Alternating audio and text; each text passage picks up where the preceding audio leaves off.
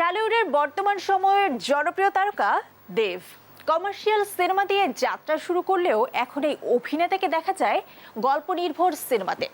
এদিকে জনপ্রিয়তার তুঙ্গে থাকা এই অভিনেতা শুধু সিনেমা নয়, রাজনীতির মাঠেও বেশ সরব তিনি। সম্প্রতি ভারতের লোকসভা নির্বাচন উপলক্ষে প্রচারণার কাজে যাওয়ার সময় তাকে বহনকারী হেলিকপ্টারটি দুর্ঘটনার কবলে পড়ে। তবে সেই দুর্ঘটনায় কি হলো পর্দার বাঘা যতীনের, তারই বিস্তারিত জানাচ্ছেন দেব রায়দীপ্ত। ভারতে চলছে লোকসভা নির্বাচন, আর এই নির্বাচনে বেশ জোর কদমে প্রচারণা চালাচ্ছেন বিভিন্ন দলের প্রার্থীরা। তেমনি করে দেবও নির্বাচনী প্রচারণার কাজে ব্যস্ত সময় পার করছেন।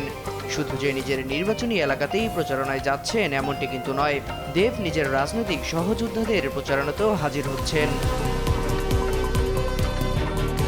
৩রা মে নির্বাচনী প্রচারণার কাজে হেলিকপ্টারে করে মালদা যাচ্ছিলেন টলিউডের জনপ্রিয় অভিনেতা ও তৃণমূল কংগ্রেসের ঘাটাল সাংসদ দেব।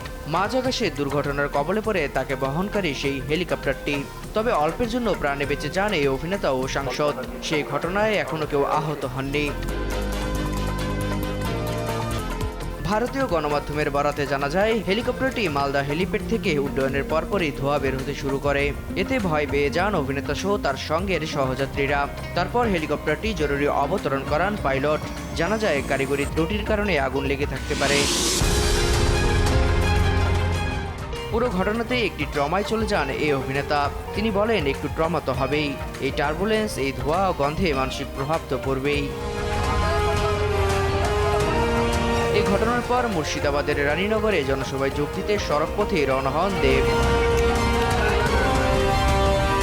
আগামী 7 মে মালদা উত্তর, মালদা দক্ষিণ, মুর্শিদাবাদ ও জঙ্গিপুর কেন্দ্রে লোকসভা ভোট অনুষ্ঠিত হবে। সেই নির্বাচনে ঘাটালের তৃণমূল সংসদ সদস্য হিসেবে প্রার্থী দেব। শেষ মুহূর্তের প্রচারণায় অংশ নিতে এদিন মালদা গিয়েছিলেন তিনি। দেব রায়দীপ্ত, দেশ বিনোদন।